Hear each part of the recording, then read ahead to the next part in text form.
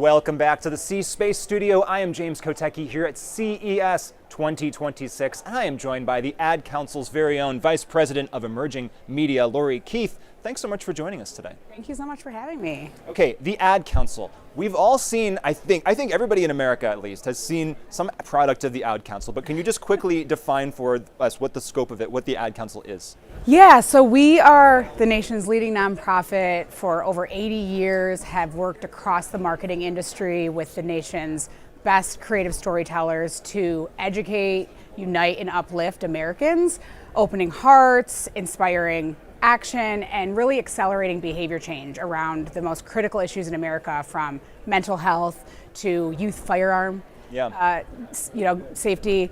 And so we really work across the industry, ad agencies, tech companies, media companies, talent, and it allows us to have exponential impact because we're really like galvanizing the whole industry to get resources to Americans. And I mean, we're here to talk about emerging media, obviously, but people have seen your billboards, people have seen your television ads. Smokey Bear, is that the most popular thing that the Ad Council?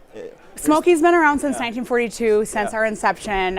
Usually when I say, have you heard of the Ad Council, have you heard of Smokey Bear, then everyone is like, yes, Ad Council. But I think, yes. But once people are locked into it, I think they probably can see it a lot of different places. But that brings us here to CES 2026. Yes. So what are you here for? What's your message? Super Bowl of technology. That's right.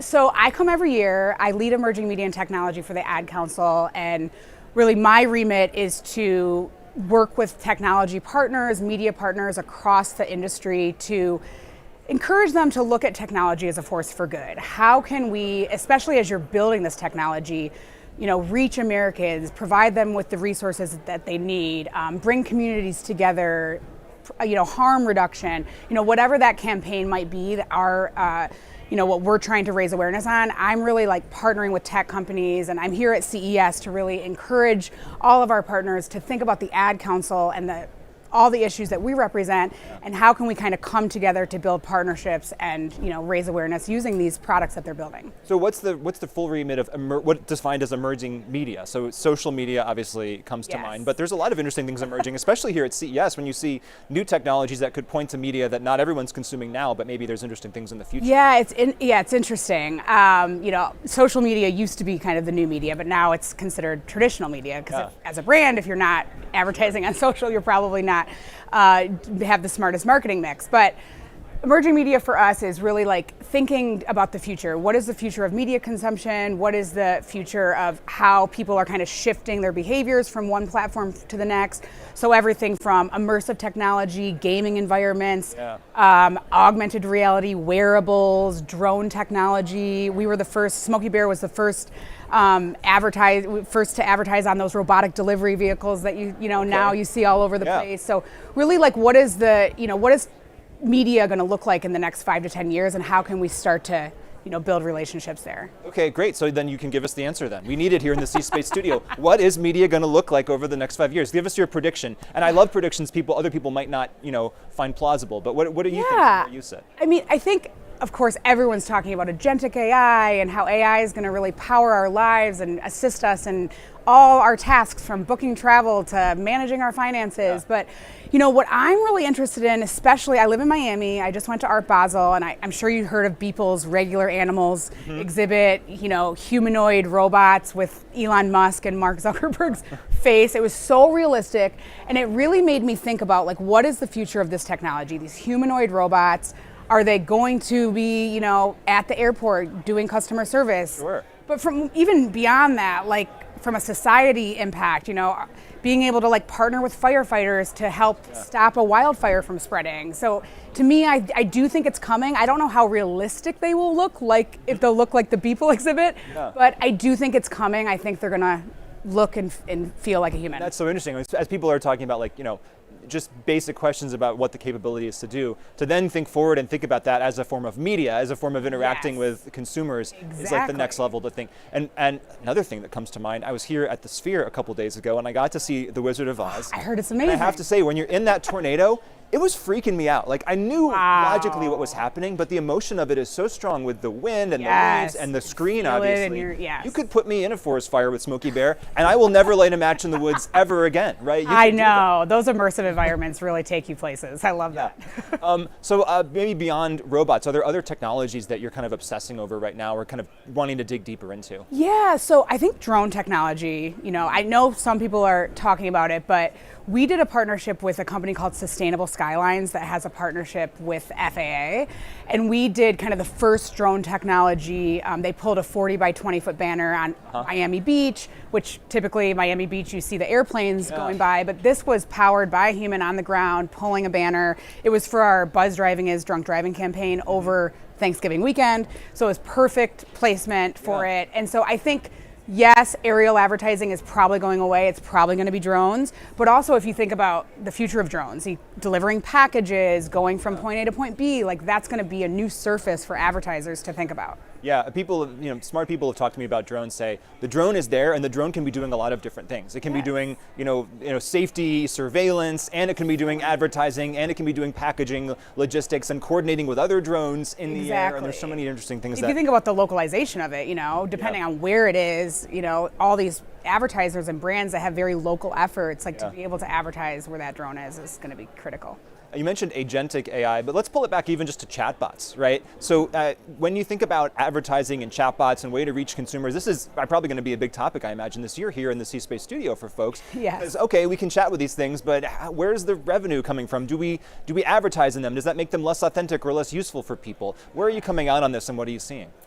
Well, I think chat experiences is what I'm calling them, is really interesting space, especially for the ad council as you think about these emotionally charged issues. When a person lands on a website right now, they're navigating it, pushing different buttons, reading articles, hopefully getting what they need.